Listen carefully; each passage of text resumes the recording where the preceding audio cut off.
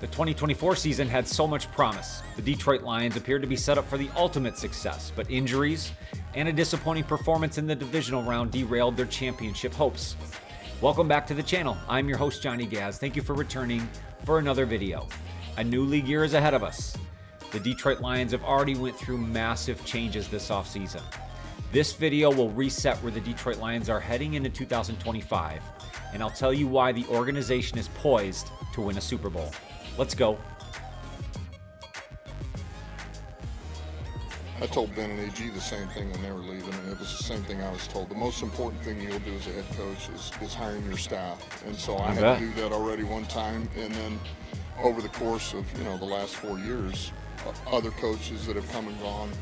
And so this was the biggest. This is kind of the phase two, man. This is the to reload the coordinators and different position coaches. The Detroit Lions culture is as strong as ever. With Motor City Dan Campbell at the helm, Brad Holmes as general manager, and Sheila Ford Hamp as the principal owner, the idea of grit, the new philosophy that the Lions follow will hold true and remain the same in 2025 and beyond. The organization has seen a ton of turnover in this offseason so far. Let's go through the coaching changes and see where the Lions stack up on their coaching roster heading into next season. Coaches, so I wanted to take my time and do it right. And a true test. So, the organizational strength. A lot, and really sat them down, got to know them, kind of figured them out a little bit, what they take. The football is there, but it's really about the mesh, the chemistry. I'm big on that. So that was a big part of it, and I think we got it right. So it makes the culture. The Lions are coming off of arguably their most successful season in franchise history, a 15-2 record, a #1 seed, and this has now been sustained success over the past several seasons. This now leading to several coaches leaving the organization for better opportunities. Let's start on the offensive side. We know the Lions lost offensive coordinator Ben Johnson, who took the head coaching job with the Chicago Bears. Lions, in turn, hire offensive coordinator John Morton, coming from the Denver Broncos. Spent time there with Sean Payton, and we know the familiarity that they have with Dan Campbell in their time with the Saints. John Morton was also with the Lions organization in 2022 as a passing game coordinator and worked directly with the quarterback, Jared Goff. So there is a ton of familiarity, and we expect a lot of the offensive philosophies to remain the same. On top of that, the Lions brought in other offensive coaches to fill in that side of the staff. Scotty Montgomery was promoted to assistant head coach and will now work with the wide receivers. From the outside, Lions brought in David Shaw, former head coach of the Stanford Cardinal. He is now the Lions passing game coordinator and again has familiarity with John Morton. Lions also brought in Tashard Choice, who will now work with the running backs, and I think that's very important because he has spent time with Lions running back Jahmyr Gibbs when they were with Georgia Tech, so that should really help with the continuity in the running back room and that offense in general. We know the Lions maintain their offensive line coach, Hank Fraley, but he's also been promoted to run game coordinator, and we know the Lions have a lot of faith in Hank Fraley and see a lot of good things for him down the road. So that was very important for them to maintain him on the staff. It will be great for that offensive line. The Lions also like to bring in former NFL talent, former NFL players, experienced guys looking to get into coaching. Two examples of that this year with Bruce Gradkowski as well as Marcus Tuiasosopo, who were both brought in as offensive assistants. That rounds out the Lions' new offensive staff as they head into 2025.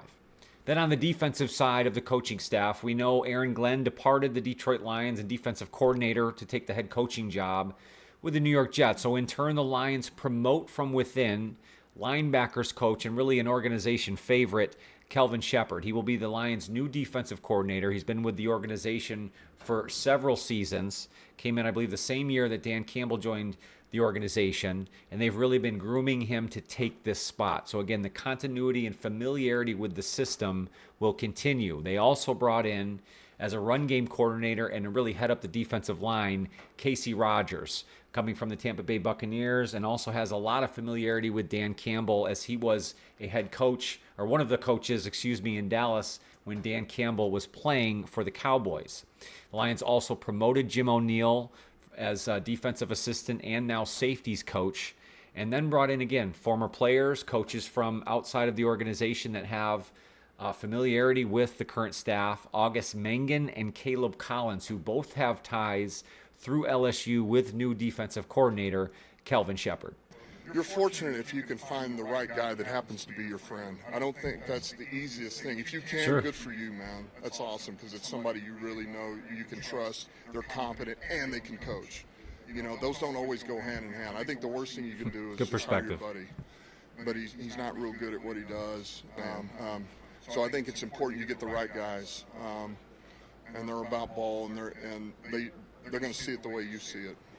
Not many organizations and teams can have success when you have so much turnover, especially losing both offensive and defensive coordinators. But what I like about what the Lions have done to replace that staff is they've brought in people that are familiar with the Lions system. The offensive coordinator spent time here in Detroit, actually worked with Jared Goff. I've talked over and over again about having to insulate Jared Goff to make him the best quarterback possible. In turn, will be the best situation for the Detroit Lions offense and their outlook for 2025. So to bring a guy like John Morton in, who has worked directly with Goff, knows the offensive system, not many full-scale changes really need to be made. These guys know each other. They know their tendencies, what they're good at, and more importantly, what they're not so good at. And I think the Lions can continue their offensive success because of that familiarity. Defensively, they promoted from within, and they've been grooming the guy that ultimately took Aaron Glenn's spot. Kelvin Shepherd is beloved within the organization, so much so that they really were projecting this several years in the past. And I feel very good about the future of this defense because not only will the continuity be there with the scheme, all the players, the familiarity with everything that they're doing, but there's kind of a new age look now to this. He can bring in his own vision of what this defense is. They'll be able to reset the talent. We know they're going to reset the injuries. Obviously, all the guys they'll be bringing back, and they'll have a lot of opportunity to reset this defense as a whole to make it everything that it possibly could be in 2025 and beyond. The coaching staff for the Lions is very player-centric. Dan Campbell is the ultimate players coach. He brings in guys that have NFL playing experience. That way the coaches and players can really relate to each other. They've been through the war together, and that's really paid dividends for the Lions overall. So bringing a guy in like Casey Rogers that Dan Campbell's familiar with, he's fought in battles with, he's played under in his career. They have so much familiarity, and they'll be able to work off of each other so well. Casey Rogers will be a great addition to the defensive staff. He brings a lot of experience as well, so he's going to be able to aid Kelvin Shepherd as a younger defensive coordinator to really make the defense everything it can be. And again, bringing in those guys, the younger guys that have the NFL experience, that can really grow and learn, but then ultimately be such a huge asset to other players, I just think makes the whole wheel turn for this Lions organization. They didn't change what they've been doing. They sort of reset in the same vein that they had before, but they feel very confident about the new guys that they brought in, carrying on what the previous season's teams and staffs have done. And I really believe that that continuity, the familiarity, the experience ultimately will lead the day for this new Lions coaching staff. And so it's just a little different perspective. And there'll be some things that we'll tweak that in the system that we have been running that we think are going to help us, help our guys. There's already been a couple of things that have come up. The plan and feels that's just right. the nature of having different guys, right? You just kind of have a little different belief system. Doesn't mean, for example, we're not going to play man. It's just what kind of type of man are we going to play? What kind of leverage, or how is it going to start? That's all. For the Detroit Lions to win a Super Bowl, the luck with the injuries has to be more on their side. And I'm not using that as an excuse. Every NFL team throughout the season is going to suffer injuries, and it's very important to build quality depth behind them. And I think the Lions have proven that they do have quality depth. But in 2024, the injury situation got comical. Listen to this list of players that either missed significant time or ended the season on injured reserve. Khalil Dorsey, Pat O'Connor, Kyle Pecco, John Kaminsky, Emmanuel Mosley, Enos Rakestraw, Amik Robertson, Marcus Davenport, Makai Wingo, Ife Melifonwu, Carlton Davis, Derek Barnes, Malcolm Rodriguez, Aleem McNeil, Aiden Hutchinson. One thing I failed to mention, all those players were on the defense. You cannot win a Super Bowl sustaining that amount of injuries throughout the season. You cannot expect to win games in the playoffs against quality contender teams with those kind of injuries. So for the Lions to win a Super Bowl, there has to be better luck on the injury side. An amazing young core of players built through the draft. The Detroit Lions organization's philosophy of drafting, developing, and rewarding their players has paid off and will ultimately lead them to a Super Bowl victory. Players like Penei Sewell, who is the ultimate Lion, he was the initial draft pick in the Dan Campbell, Brad Holmes era, has paid dividends from the start. He is now an all-pro consistently. He's a captain. He's your hardest working player among many others. But he is a perfect example, and he's a true good human. Guys like that will make your organization, and that has been a pattern now for the Detroit Lions. Amon-Ra St. Brown, Aiden Hutchinson. So many players now have turned themselves into true pillar players that you can build off of in the future. If the Lions are able to maintain that philosophy, continue with their draft success, a Super Bowl is in their near future. The Lions' sustained success can be attributed to that draft strategy as well as the way that they handle free agents, both internally and externally. And I've heard a lot of criticism against Brad Holmes, especially recently, for not pulling the trigger or selling the farm for that one key piece. But I don't believe that's the Lions' organizational philosophy. They're not in it for just one player. They're in it for multiple players. They'd rather take short-term prove-it deals and grow from within. It's proven success to this point, and I believe they will continue that into the future. We can talk philosophy and culture all day long, but ultimately for the Lions to get to and win a Super Bowl, they got to pull the trigger and make the correct moves. So I'm going to lay it out for you here. How do the Lions win a Super Bowl in 2025? Let's start with the free agents. Internally, the Lions have to re-sign Carlton Davis, Kevin Zeitler, and I would also re-sign Marcus Davenport. Carlton Davis, I think, is an obvious one. It solidifies your cornerback room. Behind him, you have Terrion Arnold still building himself into a number one corner. I think that solidifies those two spots, and you're confident about the depth building behind them. Re-signing Zeitler solidifies your offensive line for another season. You do still have questions interior at guard, but you like Christian Mahogany coming up behind Graham Glasgow. You like if he could fill in if you kind of fall off in one of those positions. But again, with Zeitler back in the fold, you have one of the better offensive lines in football again in 2025. Marcus Davenport is kind of the wild card. He didn't give you much here in 2024, injuring himself, I believe, in week 3 and didn't play after that. And it's now been several seasons of season-ending injuries for Marcus Davenport. But I believe that means the Lions could get him on a very cheap deal, maybe even a veteran low-type deal, based on his lack of production for past several seasons, his injury history. I don't see many teams wanting to take a huge shot or give him a big contract, so the Lions may benefit in this case. And when he is healthy, he can be a force. So anything you get out of him in 2025 on a very short, small deal, I think you take the risk at it because the upside could be huge.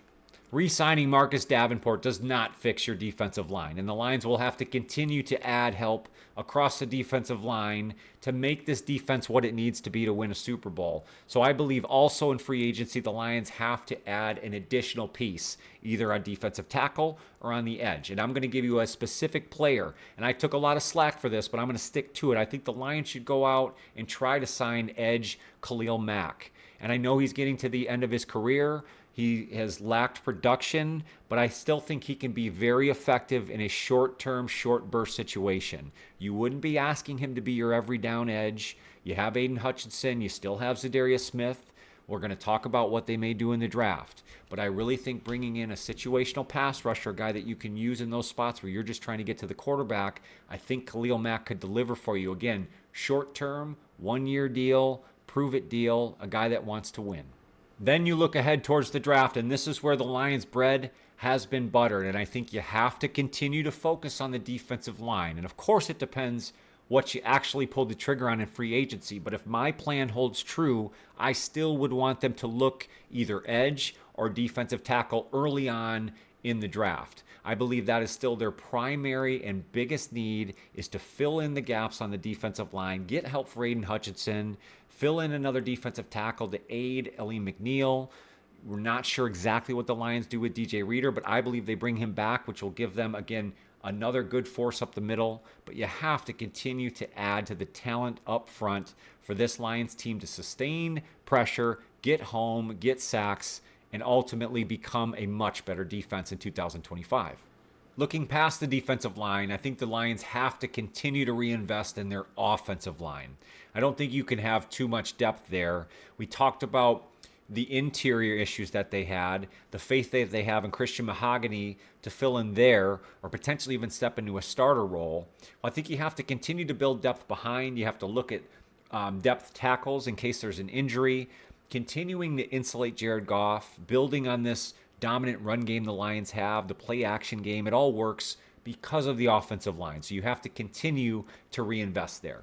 Lions also cut ties with longtime linebacker Jalen Reeves-Maybin, who has had several stints with the organization, but they will be letting him go this offseason. It does save them a little bit of cap money. It's not really a make or break difference, but I think he's had a string of injuries. He's got some neck concerns, and I just think the production was falling off to the point where they couldn't justify the amount of money he was paying. But he was a good locker room guy. He was a captain, so that is a tough loss. It does create a hole at depth pieces in the linebacker room. So I think that then adds a need in the draft there, potentially at linebacker. And then on the offensive side of the football, again, I think you still have to look to a larger, bigger body wide receiver. There's questions about if the Lions will re-sign Tim Patrick. Well, in my mind, if you're going to re-sign Zeitler, you're going to sign Carlton Davis. That might make Tim Patrick the odd man out, meaning that the Lions will have a hole at wide receiver, and I believe that they'll be looking to fill that hole somewhere later on in the draft. For the Lions to win a Super Bowl in 2025, they have to feature their Pro Bowl running back, Jahmyr Gibbs. And I know they have a two-headed monster, Sonic and Knuckles, combined with David Montgomery. But I think Jahmyr Gibbs proved that in David Montgomery's absence, he can be a number one back in this league.